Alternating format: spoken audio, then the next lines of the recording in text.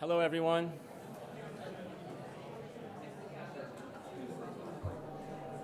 Good afternoon. It's officially afternoon now.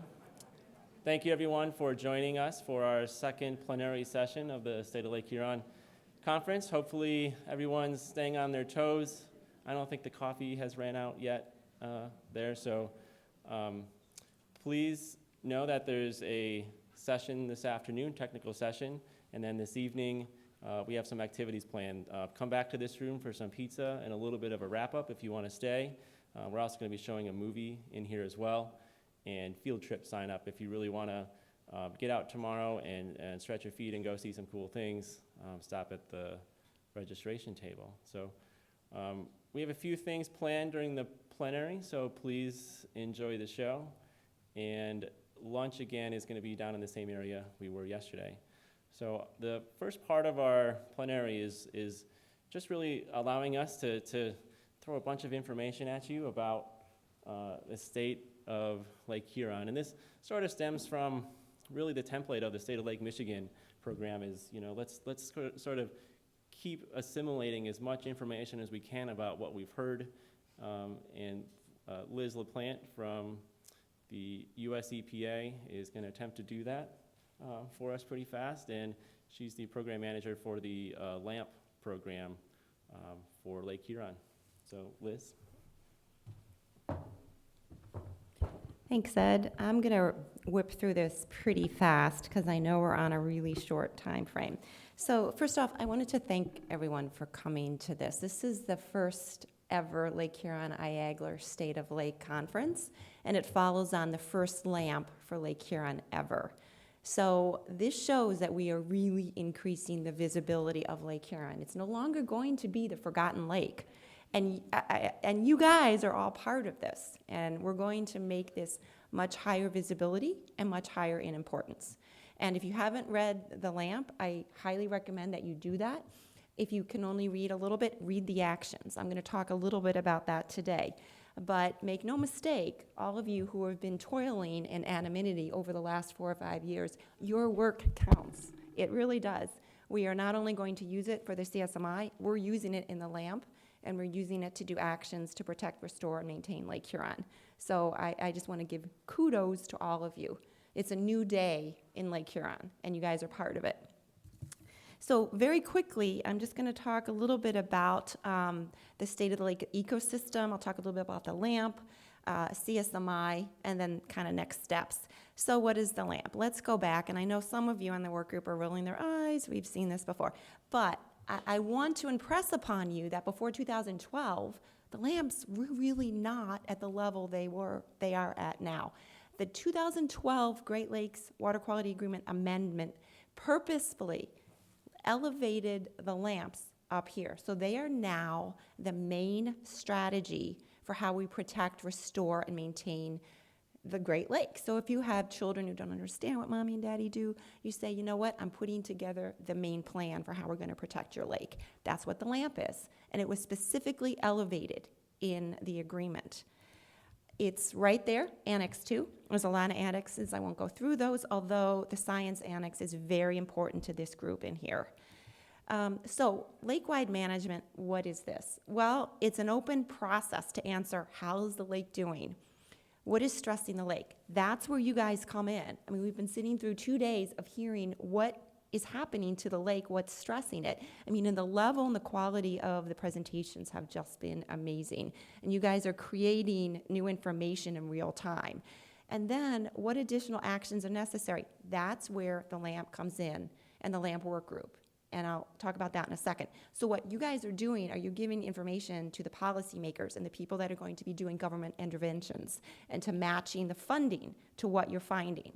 It's also a lake-wide mechanism to help coordinate taking action and tracking progress and challenges. I will also add to this, ears perk up, resources. Because now we have resources because of the Great Lakes Restoration Initiative. I don't know if the congressman is going to be here while I talk about this, but it's a binational supported effort. How many things are, bipartisan? How many things are bipartisan these days? This is supported by both sides of the aisle on the U.S. side. They think it's that important that they put this funding to the cleaning up the Great Lakes. Not only that, but Action Plan 3, anyone know what Action Plan 3 is? Everyone know? Yeah, it's bureaucraties, but it basically is the action plan that tells us how we're going to use the GLRI funding. It's every 5 years we put a new action plan out there. Guess what the Action Plan 3 includes this year? And it's because of a lot of the LAMP members. The LAMP. It said, if you're going to fund projects, you doggone have to be sure to align it with LAMP priorities. It's in the action plan. So that means if you guys have projects and actions, make sure they align with the LAMP, bring them forth through your agency process or talk to me, and we can see about getting them funded.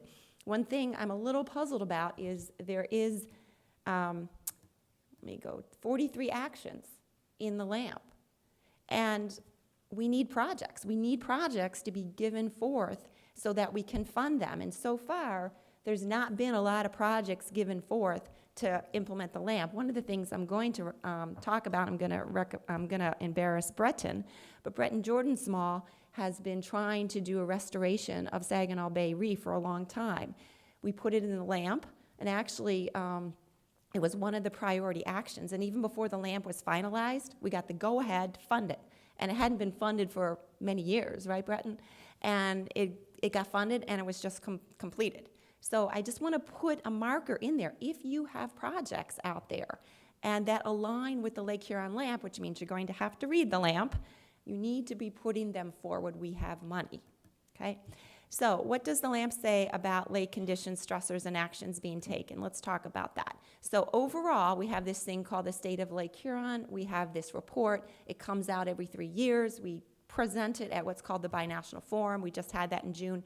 Overall, the state of Lake Huron is fair and unchanging. So it's not as, Lake Erie is poor, Lake Superior is good. We're right in the middle. So that doesn't mean that everything is fair. As you can see on this chart, there are some parts that are red. Guess which part that is? Invasive species. And some parts are good, green. There's a lot of intact water, habitat. But overall, it's fair, and the trend is unchanging. This is just talking about the 9 general objectives in the Water Quality Agreement. You can look them up. There's 9 of them. We just go through, and there's a ton of science behind this, and I'm not going to run through this. But as you can see, the poor is right now, it's invasive species. And so, we can go that. You can look at it to your heart's content. All right, let's run through this really quickly. Luckily, drinking water and beaches, Lake Huron is still a source of very high drinking water, and the beaches are normally open for recreation and swimming, which is good. Toxic contaminants and fish advisories. So, as we all know, chemical contaminants are much lower than they were in the 70s. They're still high enough to cause fish advisories, especially with regard to mercury, PCB, and dioxins. We also have to keep an eye on the emerging contaminants, PFAS, PFOA, and microplastics. So that's something that the LAMP hopefully will continue to take on. The nutrients and algae. So the nutrients are declining in the offshore, phosphorus is, whereas near shore there's still a lot of algae problems. Loss of habitat and native species. So although there's a lot of intact habitat near Georgian Bay, there's also a lot of loss of habitat near Saginaw Bay. And native species, we heard a lot of presentations, and you guys have given a lot of the presentations.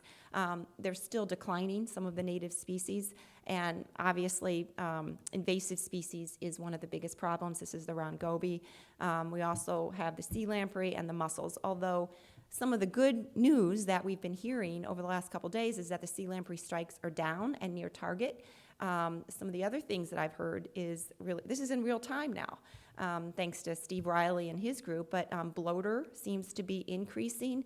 For the first time, the native recruitment of native lake trout seems to be increasing. Walleye seems to be increasing. Now, they're all still at very, very, very low levels. The one thing I thought was really interesting, too, is that looks like there's a pocket of diparia that seems to be coming back in the north part of the lake, but it's only one data point. We need more monitoring of that. So there was some good news among kind of the normal bad news. So just really quickly, just to finish up, So where are we? We're here today for two reasons. One is you guys are all reporting out from the 2017 CSMI monitoring year. So we, the policymakers, the work group that are in the room, are listening, and we're thinking, okay, what do we do with this information? Well, we're going to take this information that we hear today and this afternoon. We're going to have a workshop next, probably April, May, June timeframe, where we're really going to get down to brass tacks. I'm going to come up with the next priorities for 2021 monitoring year. In addition to that, we are going to be taking the CSMI monitoring priorities that won't be blessed by Annex 10, and we're going to consider them for the next LAMP. The next LAMP is coming out as well. We're going to start writing. Can't believe it, we just finished it, but we're going to start writing again in about a year and a half. So some of the takeaways for all of you in the room is that, one, come to the meeting this afternoon, come for the free beer and pizza, and stay for the gap analysis. We need your help in what you've heard over the last 2 days. And we want you to write down what you think the new priorities should be. And you should have gotten a sheet. If you can't be at the workshop this afternoon, fill out the sheet, give it to us. We'll follow up with that. Second thing is that we really need all hands on deck. We need to build the capacity of our work group. Our work group contains feds, tribes, indigenous folks, First Nations, states, province, but we also work with the NGOs. We work with the general public. We work with industry. We really need more bodies. I've recruited poor Bo. I demanded that he be on our team, and he is. But we're open. We don't turn anyone away. So this is a membership drive, I guess, that I'm doing as well. And finally, in summary, Lake Huron's in fair condition, unchanging. Many stressors exist. And the LAMP will outline the key actions that we're going to take to address those stressors. And for more information, you can talk to Paul Perrette, who is my co-chair in Lake Huron, or myself. Okay. Thank you. Is I in time? Okay. Thanks, Liz. I think we just need to put you under stress of time, and you really condense a lot of information. That was really good. Today's plenary is a little bit different format. We've set it up more as a conversation discussion with two folks. Paul Sibley is the current president of IAGLR, and Mark Fisher is the CEO of the Council of the Great Lakes Region. And when I called them to talk about this plenary, I was sort of envisioning, almost like a boxing match. We're going to have the policy on one side, Mark will be in one corner, and Paul will be in the other corner, and they're going to duke it out on stage in terms of what's more important or who wins. And both of them said, well, it's not about who wins. It's really about how they work together. So we're sort of set this up for these guys to have a discussion on stage. So just imagine they're stuck together on a plane ride, and they can't leave the gate, and they're going to have to talk to each other. So maybe that's a better discussion for what the format of the plenary is. So it's a little experiment. We'll see what these guys can talk about. I think both organizations, and as we've seen today, there's a lot of issues that affect both of these realms and how they work together. So I'll turn it over to these two, and they can take it over.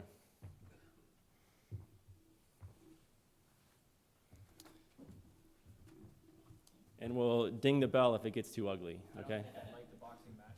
Okay. There we go. I don't think I'd like the boxing match. I'm pretty sure I'd lose. Well, I'm not so sure about that. I'm a bit of a pacifist myself. But anyways, welcome and thank you for coming. This is very low-key. It's casual, and there is a role for you to play, as you'll see in a few moments. But I thought it would be good, we thought it would be good to set the stage to kind of explain the genesis of this from the context of why it's important to IAGLR. And so I wanted to kind of place it in the context of our strategic planning process. Behind the scenes, the board of directors, some of you are in the audience, we spent a lot of time talking about the direction that IAGLR should take. And one of those is the extent to which we engage policy, because we are a research-based organization. If you've attended our main conference, and many of you have, you'll know there's a lot of very in-depth scientific talk. So we're very comfortable in the scientific realm. I've been quite impressed at this conference in that I see, and I'm starting to see, the connections that are being made between policy-driven research and the people on the ground conducting that research. And it's very, very interesting to kind of witness this. One of our strategic plans, or a part of our strategic plans, one of the goals is to increase the positive or to enhance our positive impact on policy decisions. And so this is kind of gets to Ed's point that we didn't want this to be so much of a battle, but a conversation about how we can facilitate a greater or enhanced engagement of IAGLR, largely a research-based organization, on the policy side. I think we mostly would agree that policy, at least as pertains to the Great Lakes and other areas, whether you're talking about climate change or so on, has to be based on sound science. But sound science is not the only consideration. I'm a toxicologist by trade. I do risk assessment. I generate the numbers that I put into a portfolio that I then hand off to a risk manager. I can count on one hand the number of detailed and in-depth conversations I've had with a risk manager. They have to consider these other elements, societal elements, some of which you can see listed there. So this is kind of an uncomfortable notion to a lot of researchers, that it isn't always about the science. It has to be based on sound science, but there's other things that we have to consider. So there's really a tension that exists between science, a push and a pull, if you will. And for those of you who might have grown up with Dr. Dolittle, you'll recognize the push me, pull you here, which is the animal, fictitious animal that he drew. So that's kind of the basis for our conversation. What are the mechanisms by which we can actually increase our engagement in policy while maintaining truth to our roots with respect to being a research-based organization? There are many potential mechanisms, but one of those is to build partnerships with other organizations. And this is where our relationship with the Council of Great Lakes Region comes into play, and I think you'll see that come out in some of the conversation today. We've actually signed a memorandum of understanding. That was a few months ago in the spring, I think. So we have a formal basis on which to have this relationship, and going forward we have to iron out some of the details about how we're going to engage and that sort of thing. But for us, this is one of perhaps several mechanisms that we can use to allow IAGLR to better engage on the policy side. So the role that you can play here is that rather than just listening to us go back and forth, and we're going to do that for a little bit. We have 3 questions. We generated a whole series of questions, but we've selected 3 that we can use as a basis to kind of get the conversation. But I want to prime you guys right now to think about questions that you may have in the arena of science policy relationships. And so we would invite you to kind of think about that, and maybe after 15 or 20 minutes of discussion between Mark and I, we can maybe open it up to you for some questions as well. And I risk it a little bit to say that that's open game. You can ask anything, but just kind of keep it on the science policy side of things.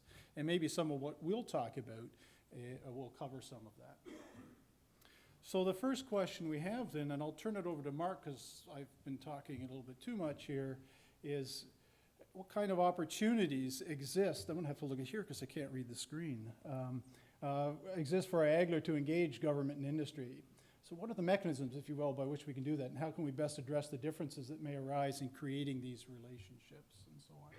As I say, part of our strategic planning process, we've identified various elements that we can use, one of which is these relationships. So Mark, I'll turn it over to you, and you can kind of get us started on that. Sure, and I can't remember exactly how you've ordered all these questions and whether or not the timeline question we put up as part of science and policy is part of this question. But I think when you look at broader engagement, and particularly in the Great Lakes, I think one of the biggest challenges that we see is that there are so many different relationships and networks and organizations, and that's a good thing. We've got my organization, Council of the Great Lakes Region. You've got the Great Lakes Governors and Premiers. You've got the Great Lakes and St. Lawrence Cities Initiative, which is a network of mayors. You've got the Great Lakes Legislative Caucus, which is a network of state provincial lawmakers. You've got the Great Lakes Task Force federally, which Congressman Kildee sits on. You've got the Canada-U.S. Interparliamentary Group, which is another group of federal lawmakers that talk about these issues. So you can start to add up pretty fast that there are so many different groups, within industry. I didn't talk about chambers of commerce, but chambers of commerce and industry associations. There are so many groups that are in their zone, and they're talking about these issues in different ways, right? And I think the best thing that groups like IAGLR and the council that has a broad-based mandate and membership to do is to find a way of trying to interact with all of those different voices. And it takes a lot of effort, but I think we try to do that by regularly going to their events and connecting with their events.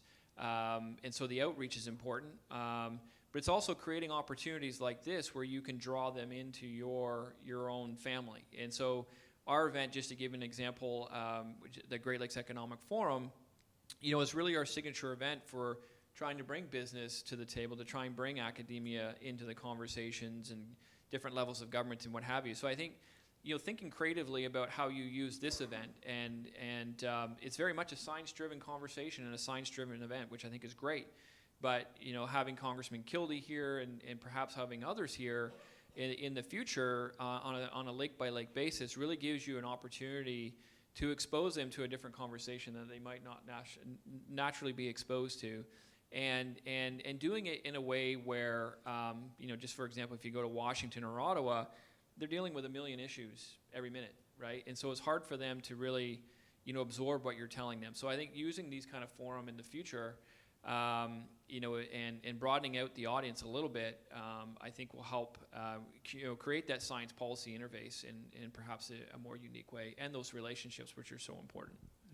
So having somebody like Mark here, who is so well connected on that side, on the policy side, with industry and with government, certainly provides, as you've indicated, an opportunity for us as an association. And I know really there's some scientists, we get this a little bit in terms of feedback on our membership surveys, that aren't really comfortable with this, but many of them are.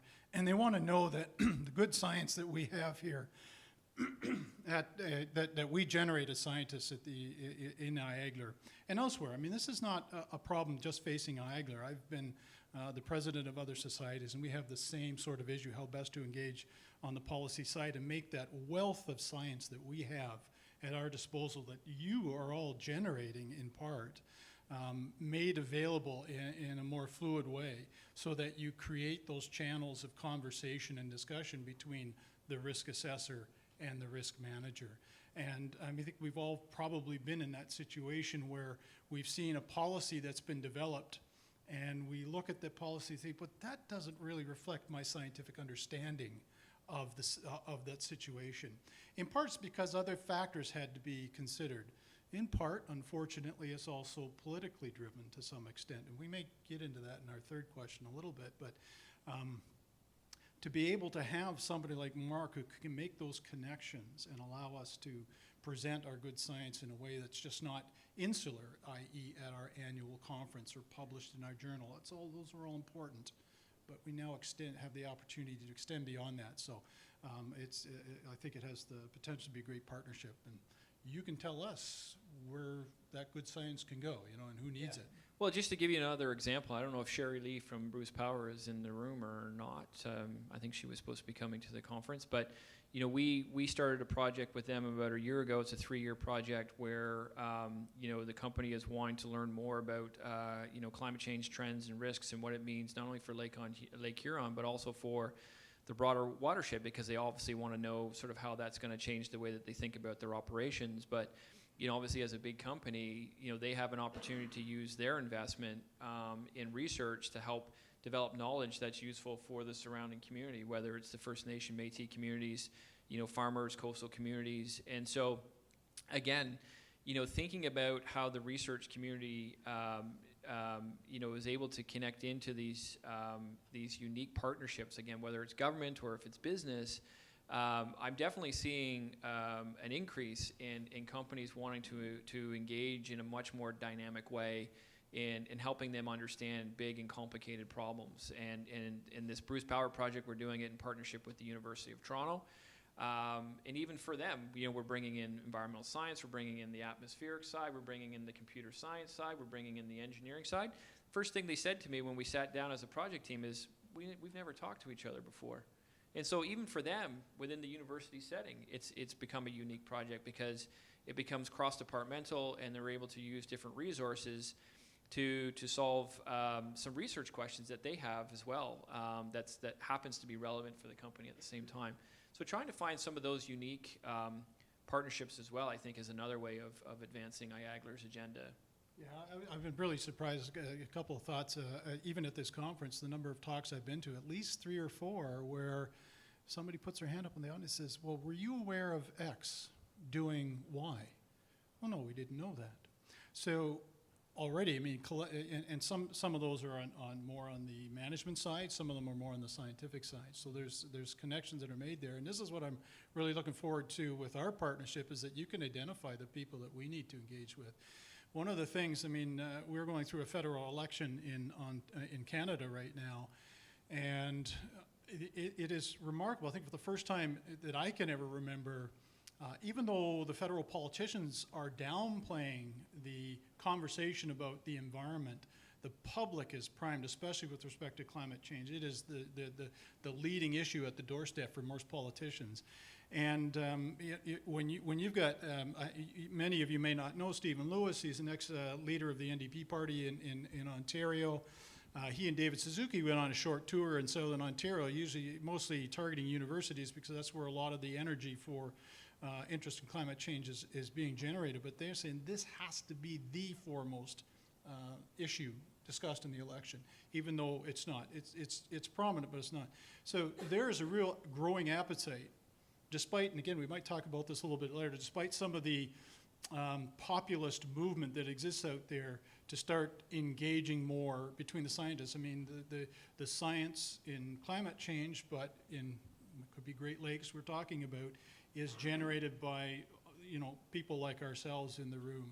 And we need to have the conversations so that our politicians understand how important, that there is good science to support some of the concerns that they have. Mm-hmm. And maybe it won't be ignored at the political level. Yeah, I think just again to add to that, and I think this is probably really hard to do, but when you're getting into the very focused science that I've certainly seen yesterday and today, it's really trying to then at some point translate that into how is the general public, how is government going to absorb that information, how are they going to feed that, how are they going to feel about that information. Because obviously if you're, sort of conservative-minded or liberal-minded or for other persuasions, you may be absorbing that scientific information in different ways, right? And I think, if you want to be,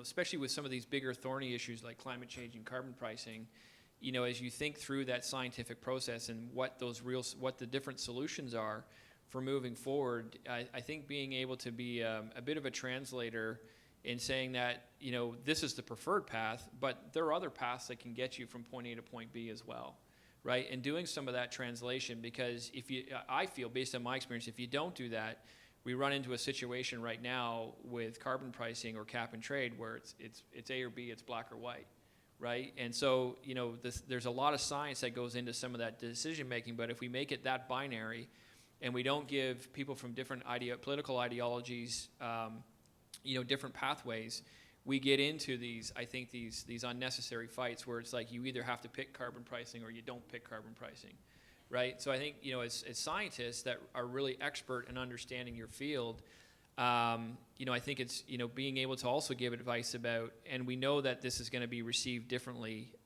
once it gets into the public policy mix.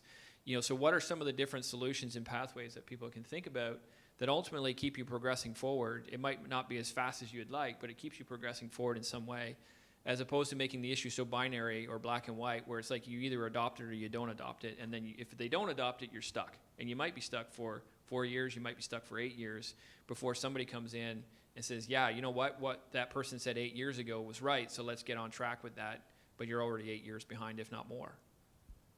Yeah, I'm going to move on to the second question, but this idea of progression is so important, because again, in the face of the populist movement, and it actually was our third question to think about in that context. I'm just going to put it up here because, we really are experiencing, by some measures, unprecedented anti-elitism movements in society. That scientists are no longer one of the more trusted elements of society. That they maybe speak to truth, but it's not my truth. This sort of thing. So there's this kind of elitist viewpoint on about scientists, and this is really, really frustrating. So back to your point about progression, is that you kind of have to be able to parse out the noise. That is that at any one point in time, and not surprisingly, this does tend to follow political cycles. We've seen this in Ontario, we've seen this federally in Canada as well, with respect to science and how governments perceive and engage in science, that despite the fact that there are these wild swings politically, we've canceled our cap and trade and the idea of a carbon tax in Ontario over this 4-year term. I'm being optimistic here, is maybe perceived as being very, very problematic in the face of what we know about climate change. 10 years down the road, this may be back. We may have that in place. So there is this gradual progression that underlies all of this noise. And so if you're able to look at it from that perspective, you can draw some encouragement in an otherwise rather difficult environment that exists right now. And I kind of see that here. I see that when I go to talks where people are on the ground doing work based on some policy that exists, in spite of the rhetoric that you hear coming out of, whether it's Ottawa or the White House, I'm very encouraged that we're still making progress. And this is really, really important. I think you have to kind of steel yourself against some of the political climate and look at what you're actually doing. It may be a case of 2 steps forward, 1 step back, but we are making progress, and I think it's a really important point. Yeah, I think, building on that, I think getting out of, sort of mainstream politics and public policy in the sort of the centers of decision making, Ottawa and Washington, obviously, at the federal level, I think is extremely important in being able to drive some of that change on the ground. We've heard from community foundations, we've heard about, how this network, group of scientists are connecting into some of that work. It doesn't always have to happen through and by government, right? So I think the more that you can connect with those grassroots activities, I think is super important because, sometimes you'll get into these political cycles where, I've seen Environment Canada change its name and change its mandate probably about, 6 different times over, a relatively short period of time. And so I think, when we're in that political environment, you I think, become less reliant on the predictability of government being able to respond. And so I think the more that you can build these on-the-ground networks, whether it's Lake Huron, whether it's Lake Ontario, whether it's Lake Erie, that community action and use your expertise at that level, I think some wonderful things can happen. And that can happen sometimes when not much is going on at the federal level or even the provincial level. I'm mindful of the time here. We're at 12:35. We got a few minutes. I think maybe if we can just very quickly tackle the second question, before I jump to the third question. My guess was that the third question might incite a few responses from the audience if you care to ask questions. But we often, and this goes back to this idea that there's always a bit of tension between policy and science, and so finding that right balance.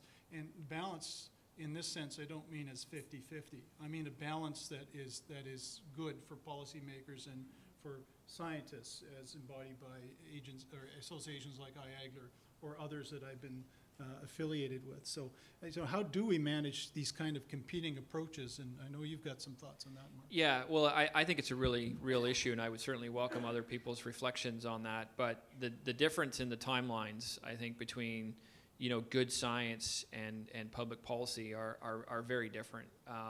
My time working in Ottawa and at a period of time at the highest level at the Privy Council office, which is the department that serves the Prime Minister, you're often, unless an issue has been around a long, long time and there's been some natural good policy thinking done as part of it. I think based on from what I've seen, 9 times out of 10, it's hurry up and rush, right? When you're trying to develop policy in that kind of environment, which isn't great, it's shorter term cycles, it's not long-term thinking.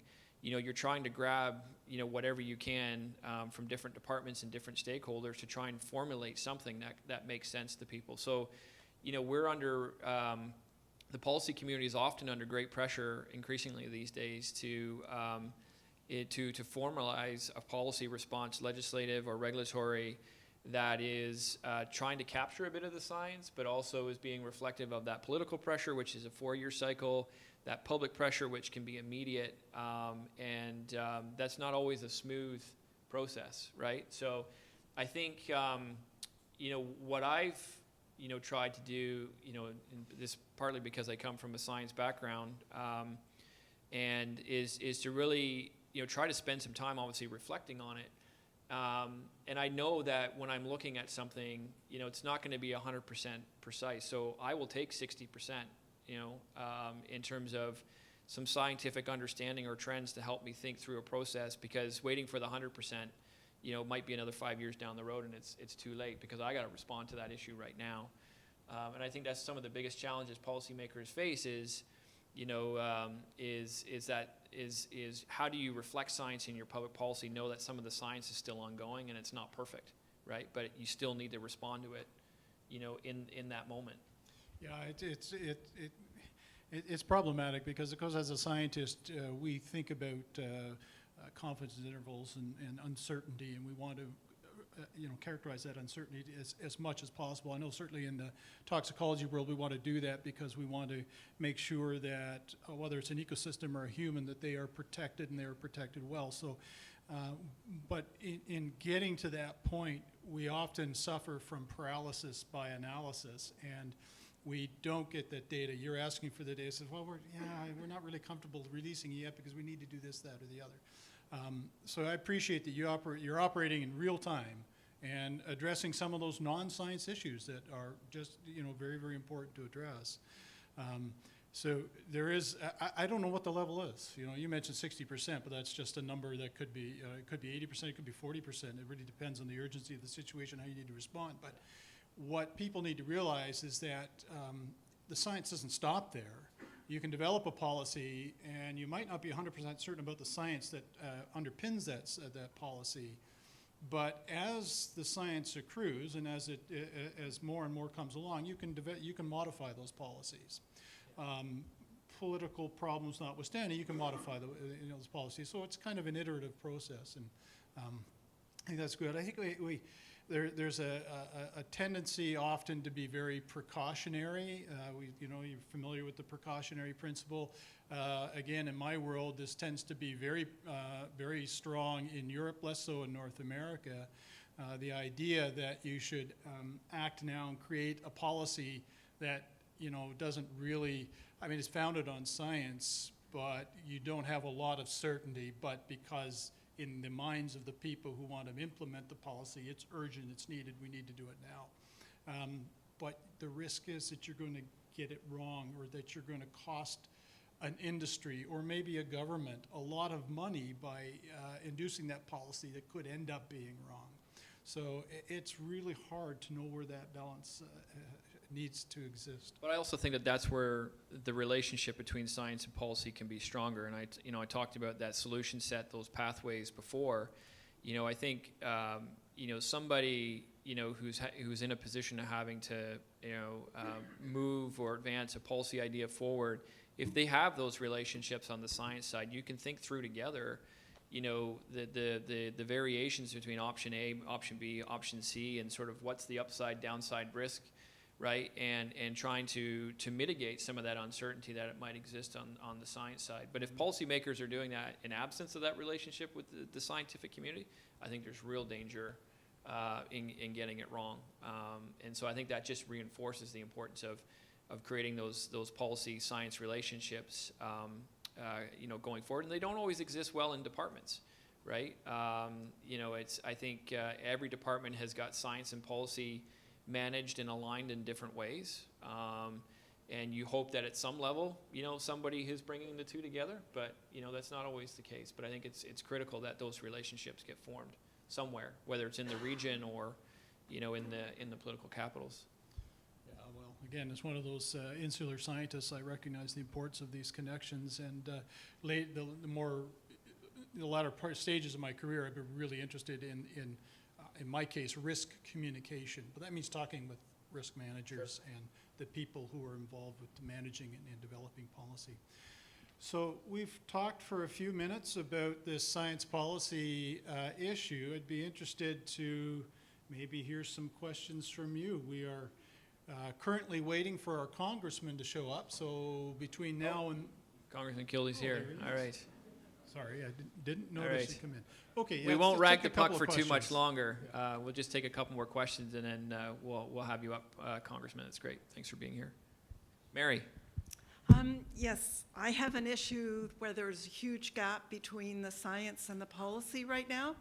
So I'd like to hear your advice on how to bring these together. The issue I'm talking about is the presence of grass carp right now reproducing in Lake Erie. The science is here, it's now. There's a 2017 risk assessment that showed that they pose the greatest ecological risk to all of the Great Lakes. Most people get them confused with what's happening at Chicago, but this totally separate issue. They are present, they're reproducing in 2 Ohio rivers. We have a binational management policy where the states where they are present right now should be asking for assistance to begin an eradication program. We want that eradication program to begin, but instead the 2 states with a university are undertaking research to put tags in the fish and follow their movement. That needs to end. The 2017 risk assessment showed what needs to happen. How do we make that happen now? Yeah, well, there's, there are lots of tools in the toolbox, which isn't a great way of explaining it. But, when I've been sort of presented with those kind of situations outside of government, there's lots of levers you can pull on, whether it's media, whether it's working with local politicians. It's finding those different sources of support and activism that can elevate the understanding of the issue and create that pressure. Because sometimes you need to create that pressure. If you've got, again, when governments are working on much shorter cycles, in decision making, unless that pressure is there isn't the tendency to respond to it right away. So it's being able to create some of that friendly, pressure, through different sources, right? And depending on the issue and where it stands, again, it could be, it could be a mayor, it could be the media, it could be the media and the mayor, it could be a coalition of other NGOs working together. It's a collection, right? But you have to kind of look at it on a case-by-case basis. Thank you, Mark, but we have done pretty well all of that. The mayor's passed a resolution at their annual meeting. The media, we've issued a press release, but the media get this confused with what's happening at Chicago. Sure. And say, look, there's millions being spent on this. How could you possibly be concerned? Yeah. Well, to your, resolutions, they're great. They make for a great one-day story in the newspaper somewhere that, That's it. It's over. It's hey, gone. this town or village has passed a resolution on single-use plastics. But it has to be a bit bigger and more organized than that to be able to really get the attention. And sometimes on those kind of binational issues, that means, and you and I first met when we were talking about water levels on Georgian Bay and Lake Huron when I worked at Global Affairs, and I think that's a great example of the type of pressure that you and the Georgian Bay Association, through a very well-connected network, were able to put on the government of Canada, where in a not a very long time, made both the politicians and the departments stand up and saying, we've got to look at this, right? So you've just got to keep finding a way of creating that pressure, that coalition, that in Ottawa or Washington, that someone's going to say, you know what, we really need to be paying attention to that in a different way. And, Thank you. Yeah. Anybody's got more advice, let me know. Well, I'll just add to that briefly. I mean, I don't work with carp or grass carp or invasive species in general, but I do work with people like Nick Mandrak who have been doing some work on this. And, you know, I understand the urgency of the situations. I've read papers, some pretty high-profile papers indicate the potential changes could occur to the Great Lakes as a result of in the true definition of invasive, this could be the big one. But how you eradicate it, you know, they exist right now. They're there, but they're at very low population densities. And it's very hard to eradicate something that's hard to catch. No, You know, no, hard- it hard to isn't. get. No. Without Canada's doing Department further- of Fisheries and Oceans know that when they are spawning and swimming up both the Sandusky and Maumee River, you put nets across the river, you capture them and kill them. Well, but there are data show that there are some in the Great Lakes, not just in the Ohio River. We found them on the They're in Lake Canadian Erie, side yes, as yes. well. So that's much more difficult to tackle. But they all swim up rivers to spawn. Yeah, You so some of the simply work that Nick Madrak is doing, and that's why I mentioned that, and this gets to your research question, is he is looking at the spawning sites and are there management actions that you can take related to the spawning sites that make it unfavorable for them to spawn so that they're not able to do that. But he but will it recommend takes time. eradication, and he Time. recommends putting nets and get all of the agencies involved in capturing them, killing Yeah, them. he does recommend a more Yes, extreme view. Yes. That's true. I've talked to him about that. yeah, All right. yeah. I think just given the time, we'll take some more questions offline if people have some other questions. But I think just to be respectful of the congressman's time, we'll shift gears a bit and you know, turn it over to the next phase of the plenary. So thanks everyone for the conversation. I think Paul and I are certainly happy to take questions on the margins after the plenary is done. Thanks everyone.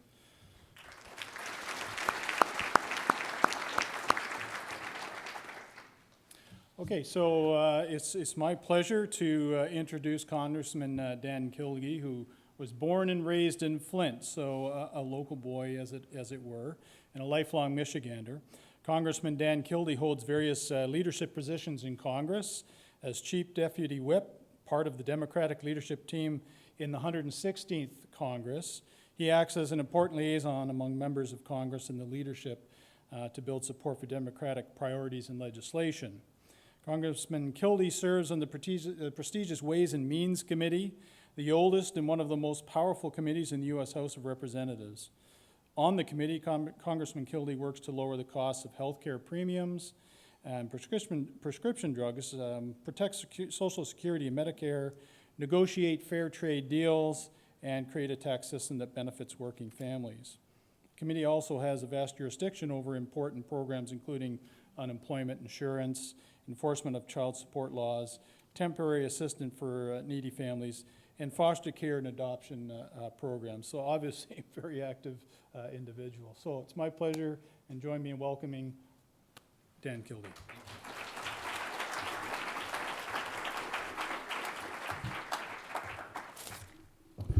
Well, thank you very much, and to all our Canadian cousins, welcome. It's good to have you here.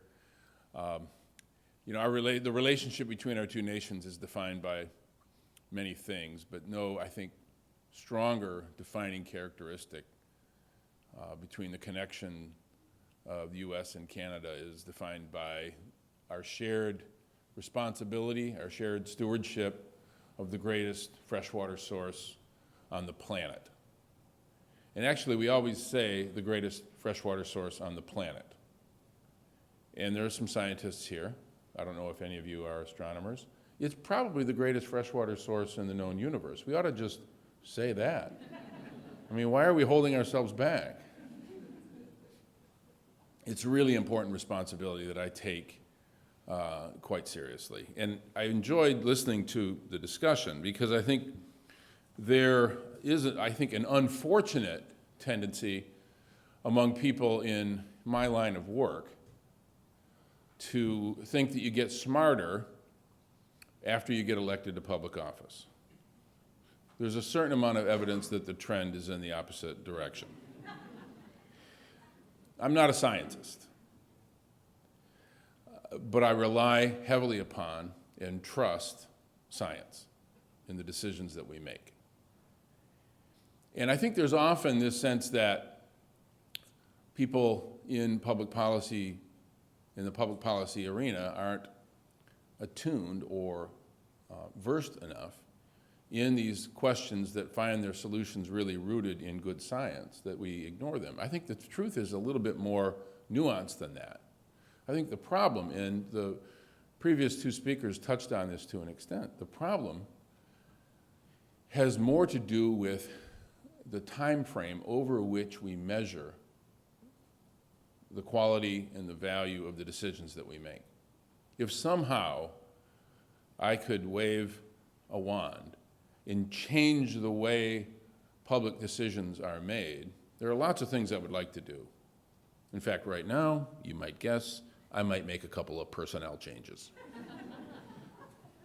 Setting that aside, if I could do one thing, and one thing only, to change the way public decisions are considered and taken, it would be to require somehow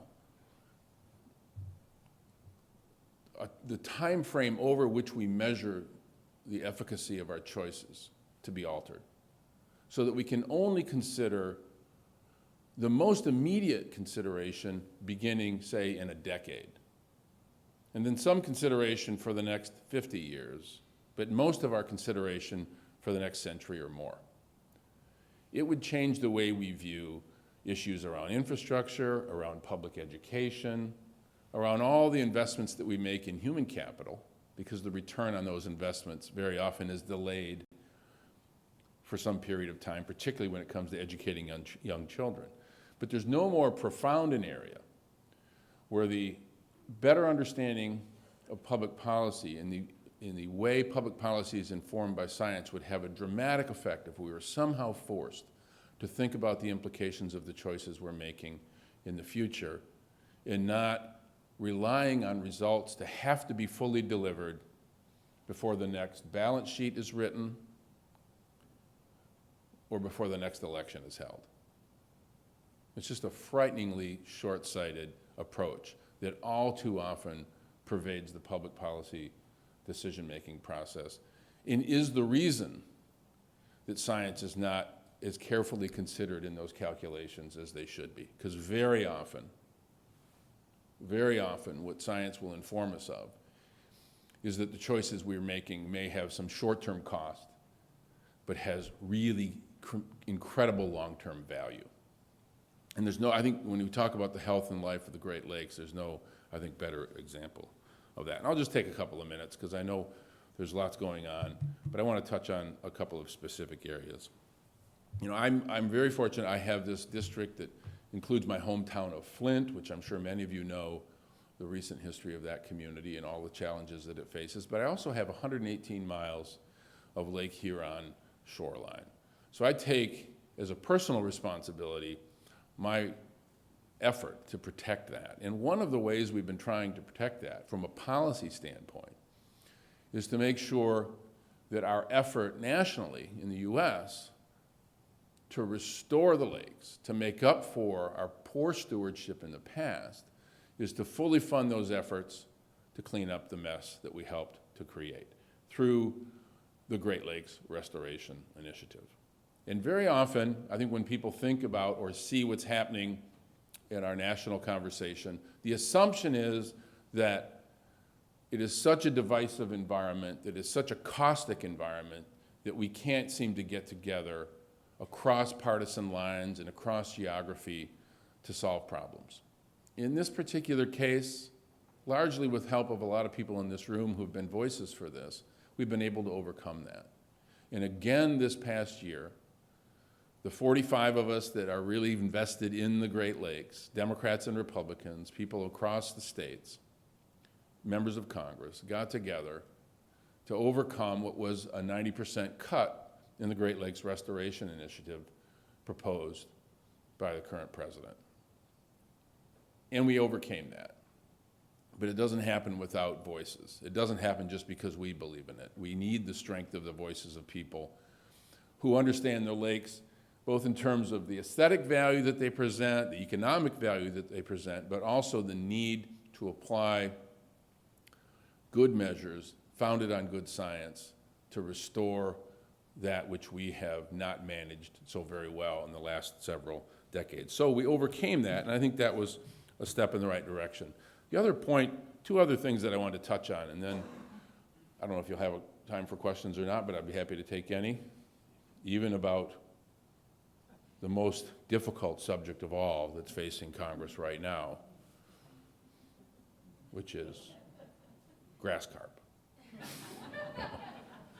No, two things. One, this question of invasives, we really do have to get it right in terms of how we deal with the questions surrounding Asian carp, and the focus on Brandon Road in the Chicago suburbs. I was just there just a couple of months ago with a delegation of members of Congress to see that. But the issue of grass carp is one that we have to address. It's right in front of us. It's clear, and it's now. It's in this moment.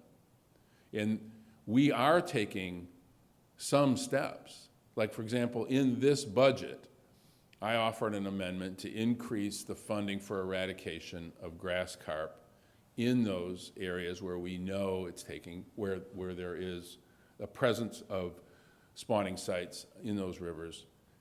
Now, so we went from the $500,000 that I was able to get in last year's budget to $1 million, which only in Washington sounds like appropriators' dust.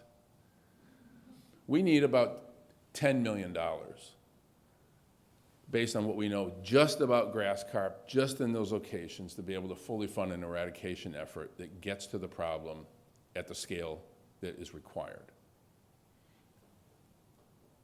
I think there are about 3 members of Congress that are aware of the threat that these species represent to the lakes. We hear a lot about the issues at Brandon Road and the dam and all the issues that we face there. Even that doesn't get the attention that it should. But what we need are voices to speak up and explain what the options and what the choices really are, and not wait for 100% certainty on 100% of the science, but make a decision based on what we know and act. Be willing to act based on the weight of the science. And this is what we can do right now, right here. So $1 million isn't a lot, but if we can focus that energy and increase that funding and make sure that we eradicate sooner rather than later, I think we will be far better off. So I guess one other point.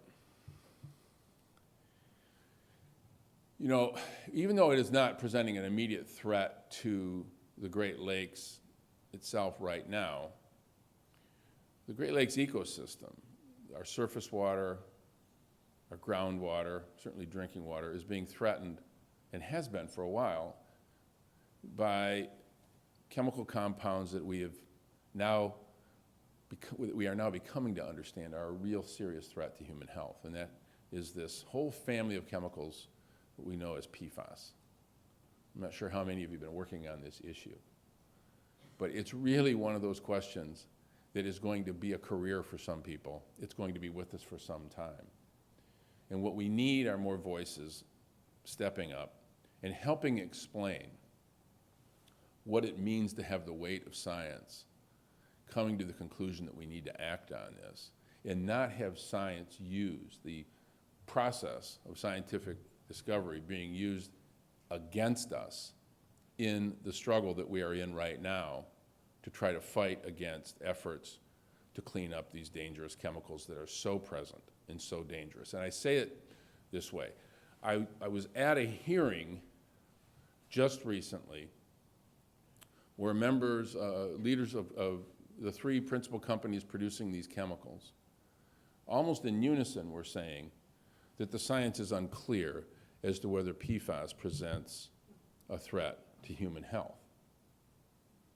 I mean, how often have we heard science, sort of junk science, being used as an argument against efforts that are really supported by the overwhelming weight of scientific evidence?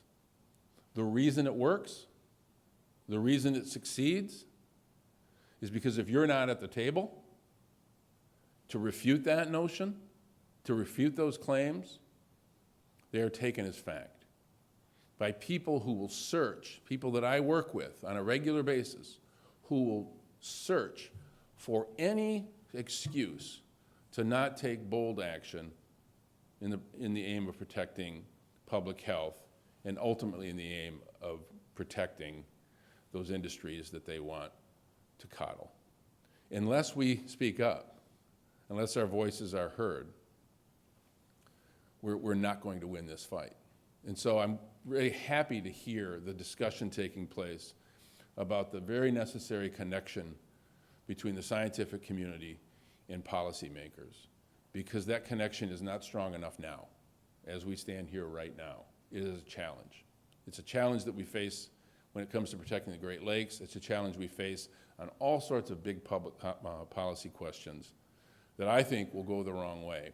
Not just because we're not measuring the efficacy of our choices over the right time frame, but because it's far too convenient for far too many of the people I work with to take silence as acquiescence, to take silence as an admission that these outrageous claims that are being made, that the science is unclear, go unchallenged, and they allow themselves then the comfort of saying that nobody's telling them otherwise. So speak up, use your voices, tell your stories, inform the decisions that we make, knowing that it is an occasionally frustrating process. And when I say occasionally, I mean only on days that end with a Y. So thank you for what you're doing. Thank you for including me in this conversation. It's a really important discussion, comes at an absolutely critical time, and I really appreciate it. I don't know if you have time for a question or two, but I'd be happy to take whatever you'd like, on any subject, on science or on political science, for that matter.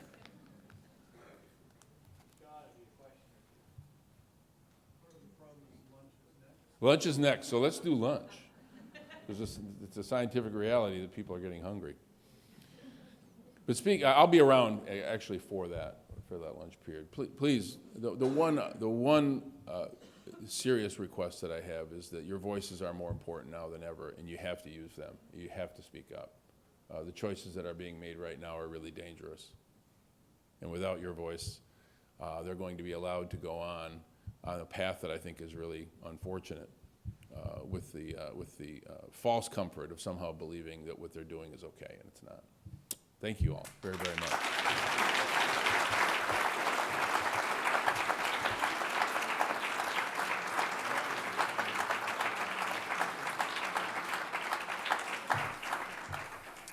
All right, thank you. Great plenary session. Hopefully everyone's primed and ready for more discussion over lunch and to really continue the battle, continue the debates. Your lunch tickets, again, are in your name badge. And we will see everyone back at 2 o'clock for more science sessions.